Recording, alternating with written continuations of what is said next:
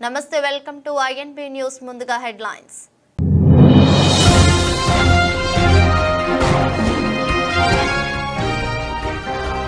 రష్యాలోని 38 అంతస్తుల బిల్డింగ్ లోకి దూసుకొచ్చిన ఉక్రెయిన్ డ్రోన్లు ఈ దాడిలో 4 గాయపడగా ఒకరి పరిస్థితి విషమం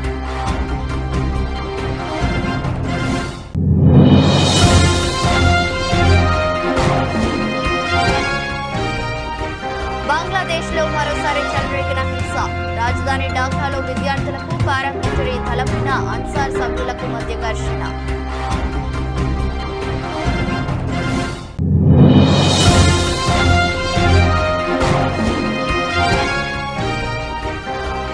అహ్మదాబాద్లో మద్యంలో వ్యక్తి బీభత్సం వేగంగా కారు నడుపుతూ ఆగుతున్న మరో కారును ఢీకొట్టిన వ్యక్తి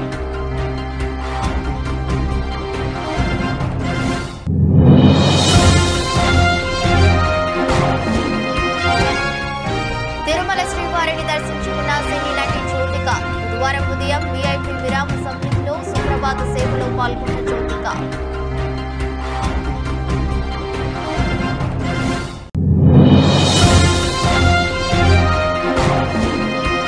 ఏపీ పోలీసులు గాలించడంపై స్పందిస్తూ వీడియో విడుదల చేసిన director Ram Gopal Varma movie shooting లో ఉన్నందున విచారణకు రాలేకపోతున్నట్లు తెలిపిన వర్మ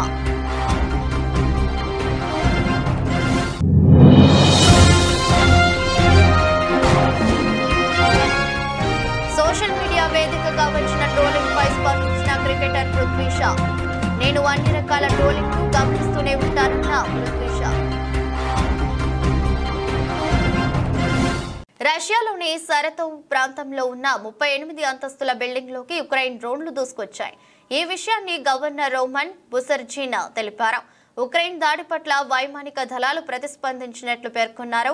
ఈ దాడిలో 4 గాయపడగా ఒకరి పరిస్థితి విషమంగా ఉన్నట్లు సమాచారం. కాగా 20 డ్రోన్లను తిప్పికొట్టినట్లు రష్యా రక్షణ మంత్రిత్వ శాఖ తెలిపింది.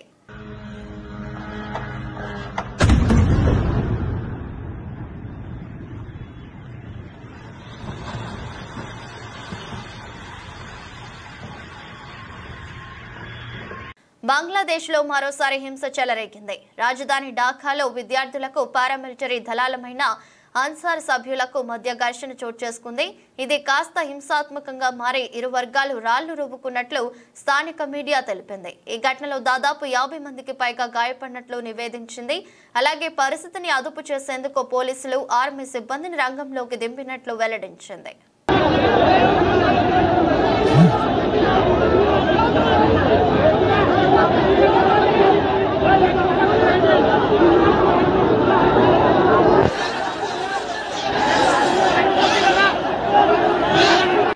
మద్యం మత్తులో వ్యక్తి బీభత్సం సృష్టించాడు. వేగంగా కారు నడుపుతూ ఆగి ఉన్న మరో కారును ఢీకొట్టి ఈడ్చుకెళ్లాడు. ఈ ఘటన గుజరాత్ లోని అహ్మదాబాద్ లో చోటు చేసుకుంది. దీనికి సంబంధించిన వీడియో సోషల్ మీడియాలో వైరల్ గా మారింది. ఈ మేరకు వ్యక్తి మద్యం మత్తులో కారును వేగంగా నడుపుతూ రోడ్డుపై ఆగి ఉన్న కారును ఢీకొట్టి ఈడ్చుకెళ్లాడు. అనంతరం ఆ కారు అదుపు తప్పడంతో మరికొన్ని వాహనాలను ఢీకొట్టింది. సదరు వ్యక్తి మత్తులో తాగుతూ కనిపించాడు.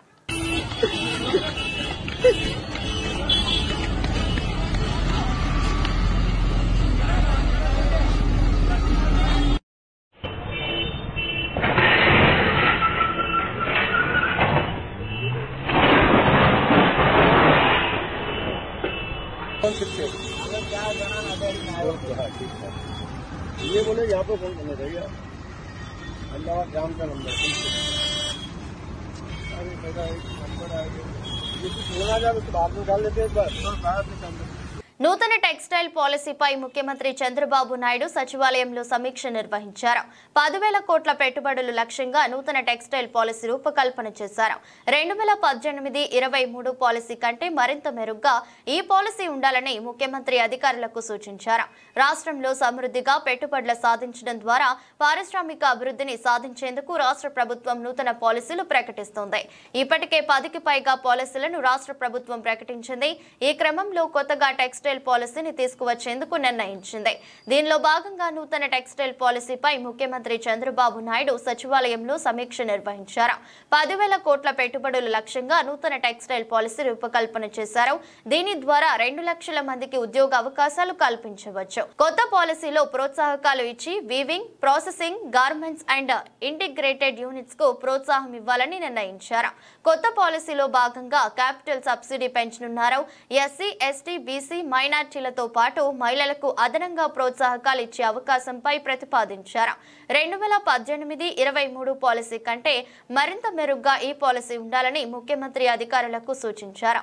ఈ రంగంలో వచ్చే పెట్టుబడుల ద్వారా గ్రామ స్థాయిలో పెద్ద ఎత్తున మహిళలకు ఉపాధి కల్పించవచ్చని సీఎం అన్నారు. కొత్త పాలసీ ద్వారా వస్త్ర తయారీలో పెట్టుబడులకు రాష్ట్రం ఉత్తమమైన వేదిక అవుతుందని పాలసీపై డ్రాఫ్ట్ పై సంతృప్తి వ్యక్తం చేసిన సీఎం దీనికి ఆమోదం తెలిపారు. రానున్న రోజుల్లో దీన్ని కేబినెట్ ముందుకు తీసుకురానున్నారు. టెక్స్టైల్ పాలసీతో పాటు లెదర్ పాలసీ పైన సీఎం సమీక్ష చేశారు. మరింత కసరత్తు తర్వాత లెదర్ పాలసీపై ముందుకు వెళ్లాలని సీఎం సూచించారు.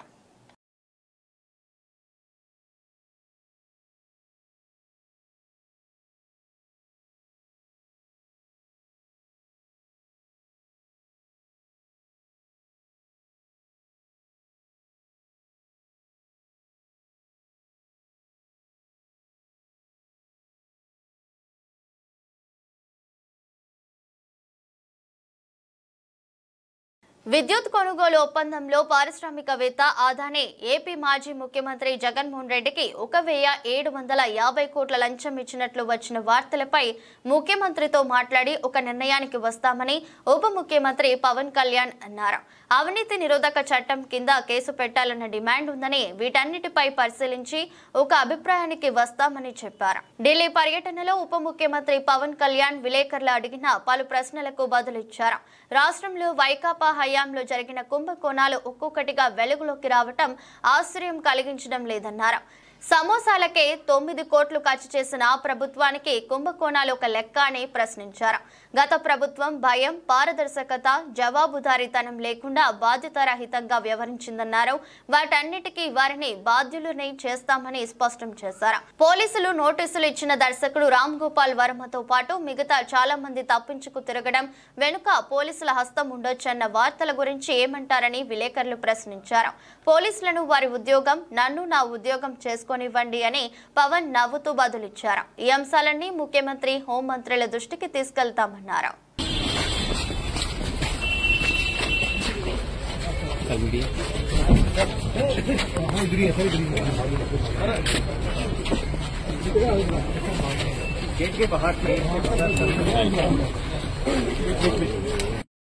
జగన్మోహన్ రెడ్డి 1,750 కోట్ల లంచం తీసుకుంటే ఎటువంటి చర్య తీసుకోలేదని ఏపీసీసీ అధ్యక్షురాలు వైఎస్ షర్మిల విమర్శించారు. విద్యుత్ కొనుగోళ్ల విషయంలో ఎటువంటి దర్యాప్తు జరగడం లేదని పేర్కొన్నారు. రాష్ట్రంలో రాజ్యాంగాన్ని వైకాపా గౌరవించడం లేదని దుయ్యబట్టారు. గెలిచిన ఎమ్మెల్యేలు అసెంబ్లీకి వెళ్లాలని రాజ్యాంగం చెబుతోందని, వైకాపా శాసనసభ్యులు మాత్రం అసెంబ్లీకి పోవడం లేదన్నారు. అసెంబ్లీకి వెళ్లని వీరు రాజ్యాంగం ప్రకారం రాజీనామా చేయాలని డిమాండ్ చేశారు. భారత రాజ్యాంగ దినోత్సవం సందర్భంగా ఏపీసీసీ అధ్యక్షురాలు వైఎస్ షర్మిల మంగళవారం ఆంధ్రరత్న భవన్ నుంచి అంబేద్కర్ స్మృతి వనం వరకు పాదయాత్ర చేశారు. భారత రాజ్యాంగం పుస్తకాన్ని చేతబట్టి రాజ్యాంగాన్ని కాపాడాలని కోరుతూ యాత్ర నిర్వహించారు. అనంతరం మీడియాతో మాట్లాడుతూ అన్ని సాక్ష్యాలు ఉన్నాయని, ఎఫ్బీఐ చెబుతున్నా ఎటువంటి దర్యాప్తు చేయడం లేదన్నారు. వెంటనే దీనిపై విచారణ కమిటీ వేయాలని చంద్రబాబు నాయుడు డిమాండ్ చేశారు. రాష్ట్రంలో రాజ్యాంగాన్ని వైకాపా గౌరవించడం లేదని దుయ్యబట్టారు. గెలిచిన ఎమ్మెల్యేలు అసెంబ్లీకి వెళ్లాలని రాజ్యాంగం చెబుతోందని, వైకాపా శాసనసభ్యులు మాత్రం అసెంబ్లీకి పోవడం లేదన్నారు. అసెంబ్లీకి వెళ్లని వీరు రాజ్యాంగం ప్రకారం రాజీనామా చేయాలని డిమాండ్ చేశారు. రాజ్యాంగానికి భాజపా విలువ ఇవ్వడం లేదని, ఇప్పుడు దేశంలో ఆ పార్టీ రాజ్యాంగం నడుస్తుందన్నారు. భాజపాకు వ్యతిరేకంగా మాట్లాడితే గొంతు నొక్కుతున్నారని, కేసులు పెడుతున్నారని అన్నారు. ఎన్నికల సంఘాన్ని కూడా గుప్పిట్లో పెట్టుకున్నారని ఆరోపించారు. అదానిని బీజేపీ కాపాడుతోందని, మోదీతో పాటు అందరూ అదానికి భయపడుతున్నారని ఆరోపించారు. దేశ సంపద మొత్తం అదానికి దోచిపెట్టారని ఆగ్రహం వ్యక్తం చేశారు. దేశంలో అన్ని వర్గాల ప్రజలకు న్యాయం జరగాలంటే తక్షణం కులగణన జరగాలని డిమాండ్ చేశారు.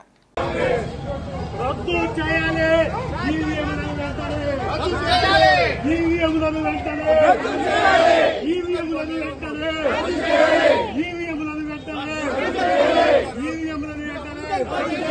షర్మిలమ్మ నాయకత్వం షర్మిలమ్మ నాయకత్వం ఈవీఎంలలో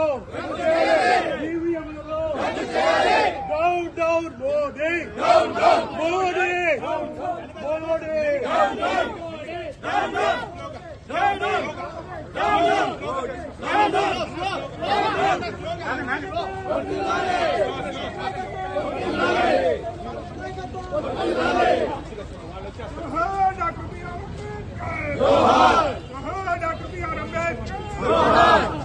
సమానంగా రండి రెడ్డి గారి కాపాడుకుందాం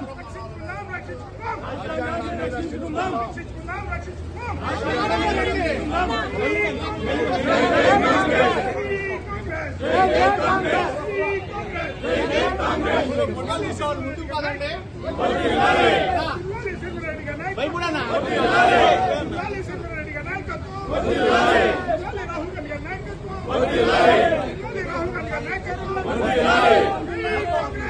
వైకాపా ప్రభుత్వం రాష్ట్ర వ్యాప్తంగా 80 లక్షల మెట్రిక్ టన్నుల చెత్తను వదిలేసి వెళ్లిపోయిందని స్వచ్ఛాంధ్ర కార్పొరేషన్ చైర్మన్ కొమ్మారెడ్డి పట్టాభి పేర్కొన్నారు. చెత్తపై పన్ను వేసి ముక్కుపిండి వసూలు చేసిన చెత్త ప్రభుత్వం వైకాపాదేనని దుయ్యబట్టారు. స్వచ్ఛాంధ్ర కార్పొరేషన్ కార్యక్రమాలను విస్తృతపరిచి దేశంలో రాష్ట్రం మొదటి స్థానం పొందేలా చర్యలు తీసుకుంటామని అన్నారు. విజయవాడ అజిత్ సింగ్ నగర్లోని ఎక్సెల్ ప్లాంట్ ను స్వచ్ఛాంధ్ర కార్పొరేషన్ చైర్మన్ కొమ్మారెడ్డి పట్టాభి మంగళవారం పరిశీలించారు. ఇక్కడ చెత్తను శుభ్రం చేసే విధానం, జిందాల్ పవర్ ప్లాంట్ వ్యర్థాలు రవాణా తీరును పరిశీలించారు. అనంతరం మీడియాతో మాట్లాడుతూ గత 5 సంవత్సరాలుగా చెత్త నిర్వహణ ప్రక్రియను పూర్తిగా అశ్రద్ధ చేశారని, సామాజిక మరుగుదొడ్లు నిర్వహణ సరిగా లేదన్నారు. గత ప్రభుత్వం చేసిన పాడు పనులను కూటమి ప్రభుత్వం గాడిన పెట్టే పనిలో ఉందన్నారు. రాష్ట్ర వ్యాప్తంగా వివిధ నగరాల్లో చెత్తను తొలగించి రాబోయే రోజుల్లో ఒక ప్రణాళిక రూపొందించుకుని చెత్తతో సంపద సృష్టి ఎలా అనే దానిపై ముఖ్యమంత్రి చంద్రబాబు నాయుడు సూచనలతో ముందుకు వెళ్తామని తెలిపారు. స్వచ్ఛాంధ్ర కార్పొరేషన్ కార్యక్రమాలను విస్తృతపరిచి దేశంలో రాష్ట్రం మొదటి స్థానం పొందేలా చర్యలు తీసుకుంటామని తెలిపారు. మీద పన్నేసినటువంటి ఆ చెత్త ప్రభుత్వం రాష్ట్రంలో దాదాపుగా 85 లక్షల టన్నుల చెత్తని క్లియర్ చేయకుండా వదిలేసి వెళ్ళిపోవడం జరిగింది. ఇప్పుడు ఆ చెత్తనంతా కూడా ప్రస్తుత కూటమి ప్రభుత్వం చంద్రబాబు నాయుడు గారి నేతృత్వంలో క్లియర్ చేస్తూ ఉన్నాం.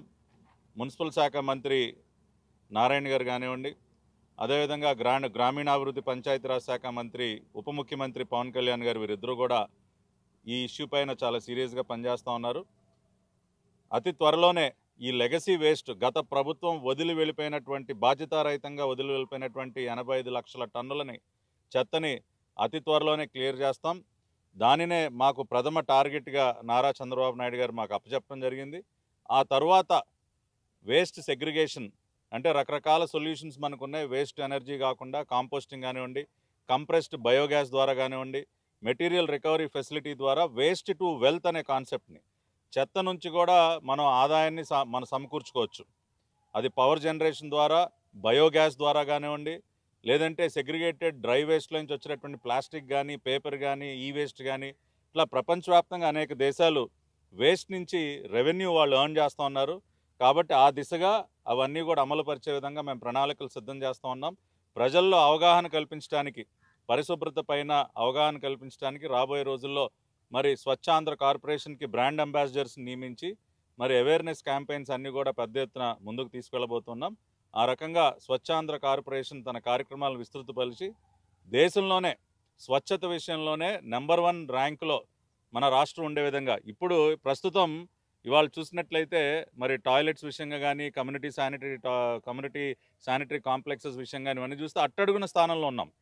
అంటే గతంలో మన ODF ప్లస్ మనం అచీవ్ చేసిన గత 5 సంవత్సరాలుగా ఈ solid waste management, liquid waste management మీద పూర్తిగా అశ్రద్ధ వహించడం వల్ల మోడల్ విలేజెస్ కూడా మనం ఏర్పాటు చేసుకోలేకపోయాం. కాబట్టి ఇవన్నీ కూడా గాడిలో పెట్టి both solid and liquid waste ఎక్కడ STPలు అవసరం, ఎక్కడ FSTPలు అవసరం అన్నీ కూడా ప్రణాళికలు సిద్ధం చేసి అమలుపరిచి క్లీన్లీనెస్ విషయంలో, స్వచ్ఛత విషయంలో దేశంలో ఒక అగ్రగామి రాష్ట్రంగా రాష్ట్రాన్ని నిలబెడతాం. మొన్ననే ముఖ్యమంత్రి గారు విడుదల చేసినటువంటి విజన్ 2047లో 10 సూత్రాలని వారు తీసుకోవడం జరిగింది. దానిలో స్వచ్ఛ ఆంధ్రప్రదేశ్ అనేది కూడా ఒక గైడింగ్ ప్రిన్సిపల్గా విజన్ 2047లో పొందుపరిచారు. కాబట్టి చాలా సీరియస్గా ప్రణాళికాబద్ధంగా మరి ఈ ప్రభుత్వం ఈ విషయంలో సాలిడ్ వేస్ట్ మేనేజ్మెంట్ స్వచ్ఛత విషయంలో పనిచేయబోతోంది. దానిలో భాగంగానే ఈ రోజున ఈ ప్రాంతానికి మరి విజయవాడ మున్సిపల్ కార్పొరేషన్ చెందినటువంటి ఉన్నతాధికారులు అందరితో కలిసి పరిశీలనకు రావడం జరిగింది.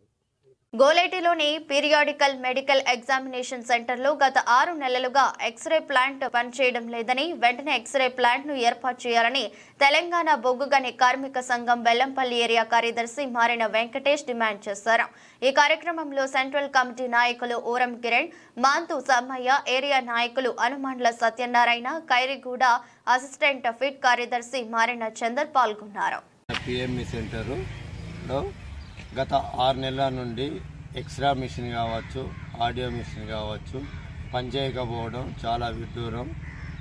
గతంలో తెలంగాణ బొగ్గాని కార్మిక సంఘం బెల్లంపల్లి నాయకత్వంలో చేసిన రిప్రజెంట్ మేరకు మా DGMS మెడికల్ వారి ఆదేశానుసారం ఇక్కడ ఏర్పాటు చేశారు.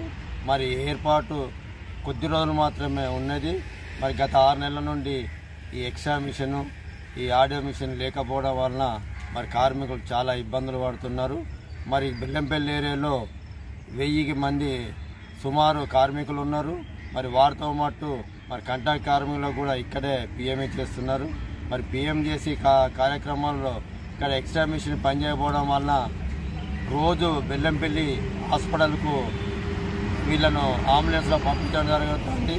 వాళ్ళు మరి వ్యయ ప్రయాసాలు పొంది మరి బెల్లంపల్లి పోవడం అవుతుంది.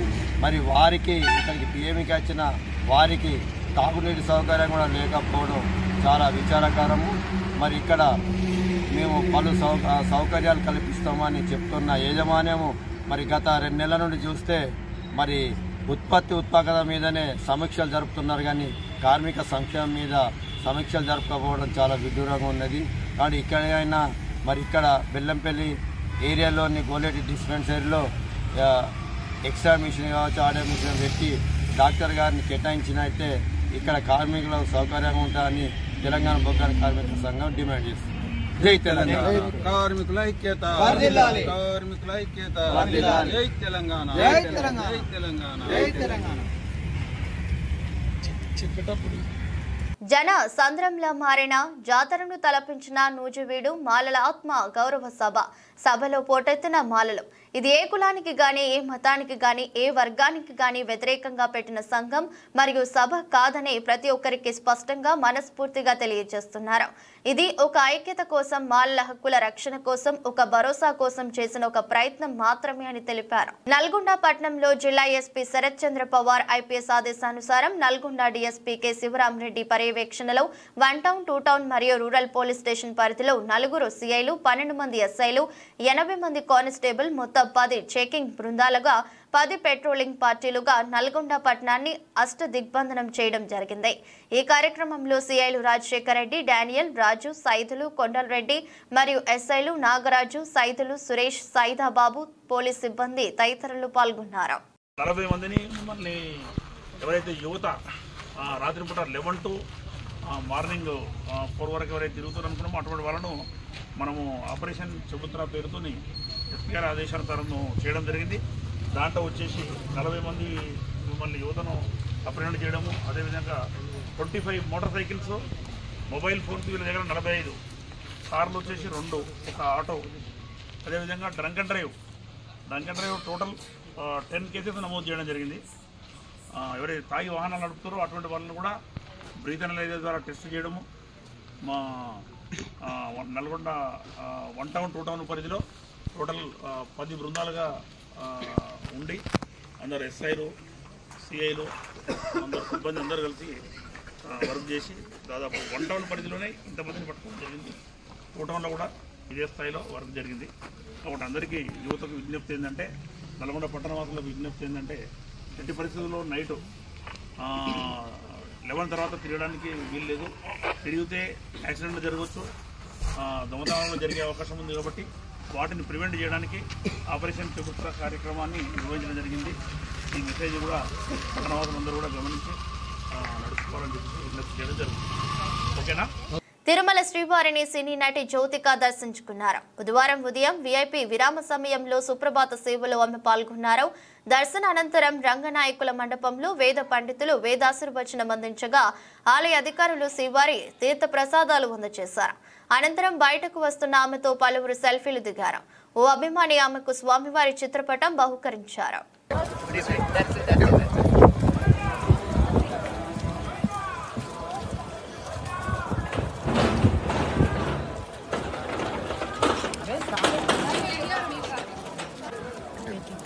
Madam second madam temple photo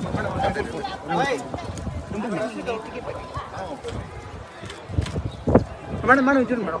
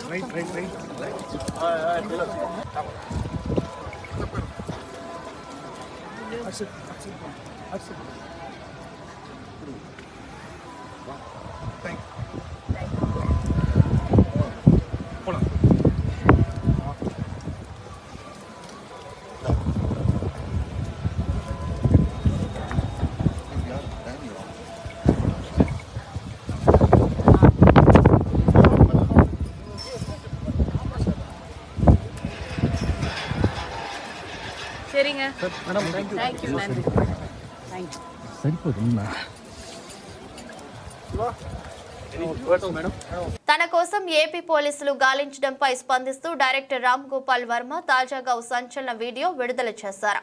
పోలీసుల నోటీసులకు తాను ఏడవడం లేదని, వణికిపోవడం లేదని చెప్పారు. తాను ఏడాది క్రితం సోషల్ మీడియాలో పెట్టిన పోస్టుల వల్ల సంబంధిత వ్యక్తులకు కాకుండా ఇంకెవరో మనోభావాలు దెబ్బతింటే ఈ కేసులు సెక్షన్లు ఎలా వర్తిస్తాయని ఆర్జీవీ ప్రశ్నించారు. ప్రస్తుతం ఓ మూవీ షూటింగ్ లో ఉన్నందున విచారణకు రాలేకపోతున్నట్లు ఆయన తెలిపారు. Extremely sorry to disappoint. నేను ఉనికిపోతున్నాను మంచం కింద నేడుస్తున్నాను అని అందరూ వాట్ ద మీడియా స్పెక్యులేటింగ్ అందరికీ చిన్న డిసప్పాయింట్మెంట్ ఉండొచ్చు వీడియో. ఇక్కడ పాయింట్ ఏంటంటే I just want explain the whole concept. ఇప్పుడు నేను ఆల్మోస్ట్ ఒక 1 year బ్యాక్ ఏదో ట్వీట్స్ పెట్టాను అనే ఎలిగేషన్. ఆ ట్వీట్స్ ఎవరో మనోభావాలు దెబ్బతిన్నాయి. ఇక్కడ విచిత్రం ఏంటంటే 1 year బ్యాక్ పెట్టిన ట్వీట్స్ 4 డిఫరెంట్ ప్లేసెస్ లో 4 డిఫరెంట్ జ్యూరిస్డిక్షన్స్ లో 4కి ఒకే 3-4 రోజుల వ్యవధిలో వాళ్ళ మనోభావాలు దెబ్బతిన్నాయి. వాళ్ళు ఆ పరంగా కంప్లైంట్ ఇవ్వడం, కేసులు పెట్టడం జరిగింది. ఇక్కడ పాయింట్ 1 ఎవరి మీద అయితే నేను పెట్టానని వాళ్ళు చెప్తున్నారో వాళ్ళకి లేదు, ఎవరో థర్డ్ పార్టీ అసలు సంబంధం లేనివాడు.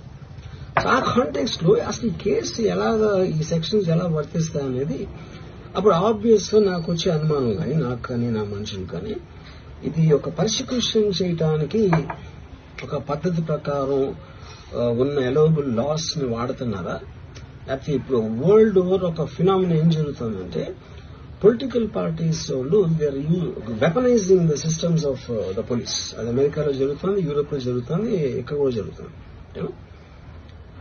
అప్పుడు నేను ఏ ఒక్క వ్యక్తిని, ఒక పోలీస్ ఆఫీసర్ని కానీ ఒక పొలిటికల్ పర్సన్ కానీ నేను బ్లేమ్ చేయట్లేదు. I think it happens in certain ఒక ఏమంటారు దాన్ని ఒక వే. అది అందరూ కూడా ఎంతో కొంత అది చేయటానికి టెంప్టేషన్ ఉండొచ్చు.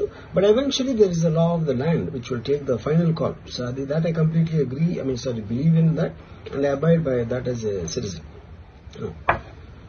సో ఇప్పుడు ఇక్కడ జరిగింది ఏంటి, నాకు ఒక నోటీస్ వచ్చింది, నేను ఒక రిప్లై ఇచ్చాను, ఫలానా చోట ఫలానా తారీఖు నేను వస్తాను. అప్పటికి నాకు జరుగుతున్న పని ఒక ఆన్ గోయింగ్ స్కెడ్యూల్ ఉంది కాబట్టి, నాకు ఫిలిం వర్క్ ఉంది కాబట్టి అవ్వలేదు. అండ్ ఇట్ ఈస్ వేరే ప్రొడ్యూసర్ చేస్తాను, ఆ ప్రొడ్యూసర్కి నష్టం వస్తుంది కాబట్టి నేను మళ్లీ టైం అడిగాను. ఇదేంటి కేసు, ఇదేం అర్జెంట్ కేసు అంటే 1 year తర్వాత ట్వీట్ చూసిన అతనికి 1 week లో అన్ని అయిపోవాలనేది ఏమన్నా మీనింగ్ ఉంటుంది అసలు దాన్ని? So which basically means it is being done for purposes other than the urgency of the case. ఇప్పుడు అర్జెన్సీ ఆఫ్ ద కేసు అంటే మీరు మర్డర్లు గేడర్లు ఇన్ని జరిగి సంవత్సరాలు తీసుకుని IPL 2025 మెగా వేలంలో పృథ్వీ షాకు అవకాశం రాలేదు. అతన్ని తీసుకునేందుకు ఏ ఫ్రాంచైజీ ఆసక్తి చూపించలేదు. ఈ క్రమంలో సోషల్ మీడియా వేదికగా వచ్చిన ట్రోలింగ్ పై అతడు స్పందించాడు. నేను అన్ని రకాల ట్రోలింగ్ ను గమనిస్తూనే ఉంటా, నాపై చేసే మీమ్స్ ను చూస్తూనే ఉంటా. కొన్నిసార్లు అవి మనల్ని బాధ పెడుతుంటాయి. ఏం చేసినా తప్పుపట్టే వాళ్ళు ఉంటారని మాత్రం అర్థం చేసుకున్నా. తప్పు లేదని తెలిస్తే అందరికీ కనిపించేలా చేయాలి అని షా తెలిపాడు. क्योंकि फॉर एग्जाम्पल अभी थोड़ा टाइम पहले मैं ट्रोल हुआ तामड़ी सामड़ी पे, ठीक है, तो मैं डांस कर रहा हूँ तो और मेरे सारे माय सिस्टर्स एंड कोई भाभियां भी थी उसमें मेरे, तो फैमिली बेसिकली फैमिली फ्रेंड्स थे. तो मेरे 25th बर्थडे पे मैं तामड़ी सामड़ी पे डांस कर रहा हूँ और बहुत ही मजे कर रहा हूँ. और मेरी एक बहन ने सोशल मीडिया पे डाल दिया कि you know we having fun whatever, और उस पे मैं ट्रोल हो गया कि अरे हम प्रे कर रहे हैं पृथ्वी वापस टीम में है, लेकिन पृथ्वी यहाँ पे तामड़ी चामड़ी कर रहा है. मैं सोच रहा हूँ यार मैं साल में एक दिन तो बना सकता हूँ ना खुद का, यू नो. जब मैं नहीं बनाता हूँ तब लोग आप लोग ट्रोल करते हो, और जिस दिन मेरा है उस दिन भी ट्रोल कर रहे हो.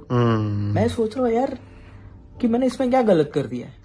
कुछ गलत भी कर रहा हूँ वो भी मेरे को पता है, बट ये नहीं होना चाहिए कि अगर कोई चीज गलत नहीं है उसको गलत तरीके से जब दिखा देते हैं, बस वो नहीं होना चाहिए. One side of the story.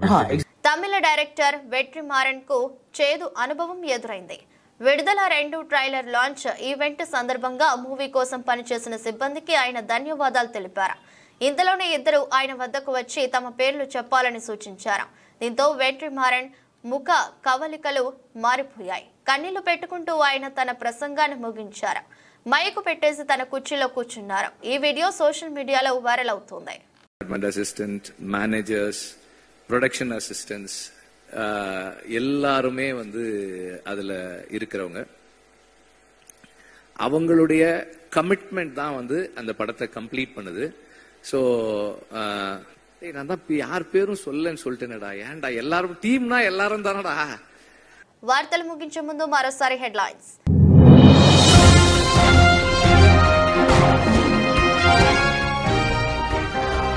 రష్యాలోని 38 అంతస్తుల బిల్డింగ్ లోకి దూసుకొచ్చిన ఉక్రెయిన్ డ్రోన్లు.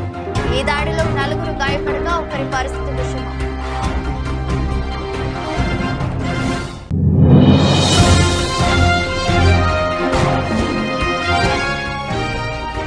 బంగ్లాదేశ్ లో మరోసారి చెలరేగిన హింస. రాజధాని ఢాకాలో విద్యార్థులకు పారామిలిటరీ దళమైన అన్సార్ సభ్యులకు మధ్య ఘర్షణ.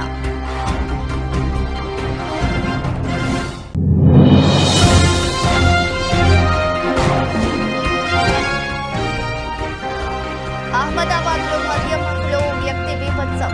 వేగంగా కారు నడుపుతూ ఆగుతున్న మరో కారు ఢీకొట్టిన వ్యక్తి.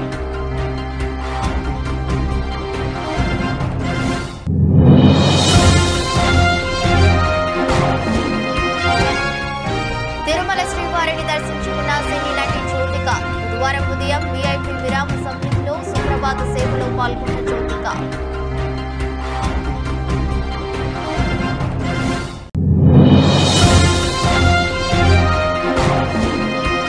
ఏపీ పోలీసులు గాలించడంపై స్పందిస్తూ వీడియో విడుదల చేసిన director Ram Gopal Varma. Movie shooting లో ఉన్నందున విచారణకు రాలేకపోతున్నట్లు తెలిపిన వర్మ.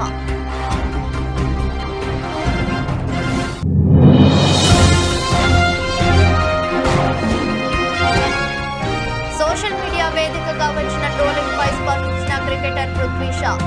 నేను అన్ని రకాల ట్రోలింగ్ ను గమనిస్తూనే ఉంటానన్న పృథ్వీ షా. ఇది బులెటిన్. మరో బులెటిన్ లో మళ్ళీ కలుద్దాం. అంతవరకు సెలవు. నమస్కారం.